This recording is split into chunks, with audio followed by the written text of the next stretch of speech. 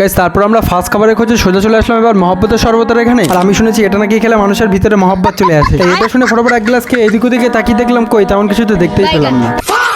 আর কি ভদ্র ছেলেদের মতো ওখান থেকে হালকা করে কেটে পড়ে এবার আমরা সোজা চলে আসলাম কিছু চিকেনের মধ্যে আইটেম ট্রাই করতে। তার কি যেমন বলা তেমন কাজ, ফটাফট চেয়ার টেবিল পেতে বসে পড়লাম এবং খড়াং করে এক প্লেট অর্ডার দিয়ে দিলাম আরবিয়ান স্টাইলের আলফাহাম চিকেন। আর এই দেখো বলতে না বলতেই আলাদিনের চিরাগের মতো এসে হাজির হয়ে গেল। আর কি চলো শুভ কাজে দেরি না করে ফটাফট একটা বড়সড় কামড় বসানো যাক। আর সত্যি বলছি গাইস, চিকেনটা যে এত সুন্দর স্পাইসি আমার সারা জীবন মনে থাকবে। আর হ্যাঁ, তোমরা যদি জাকারিয়াতে এসে থাকো তাহলে এই আইটেমটা অবশ্যই একবার ট্রাই করো। তারপর ওটা ফটাফট ছাটিয়ে এবার আমরা ভাবলাম এবারে কিছু অন্য ধরনের ট্রাই করা যায়। তাই আর কি নিজের লোকটা না সামলাতে পেরে এবার আমরা চিকেনের মধ্যে অন্য কিছু ট্রাই করতে চলে আসলাম। আগে সত্যি কথা বলতে গেলে কি জানো, এই জাকারি স্টেটে খাবারের জিনিসপত্রের দাম একদম আসমান ছোঁয়া। তাই আর কি কুচি করে একটু হালকা প্রাইসের মধ্যে চিকেনের আরেকটা আইটেম ট্রাই করতে চলে আসলাম। গাইস তোমরা আগের বছর আমার জাকারি স্টেটের ব্লগটা দেখলে বুঝতে পারবে আমরা এই আইটেমটা আগেবারেও ট্রাই করেছিলাম। কিন্তু এই সত্যি কথা বলতে গেলে আগেবারের প্রাইসটা একটু বেশি ছিল, কিন্তু এবারে প্রাইসটা একটু কম আছে। চলো এবারে একটু কায়দা করে সাঁটানো যাক।